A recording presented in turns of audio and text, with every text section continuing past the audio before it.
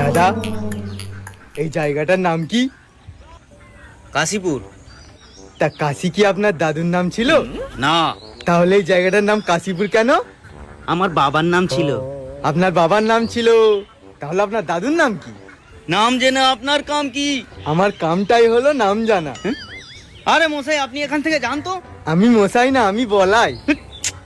আরে আপনি যেই হন, আপনি যান যান। আরে আমাকে জান বলছেন কেন? জান তো প্রেমিকাকে বলে। ওরে আমার ভাই বলেছি, আপনি এখান থেকে যান।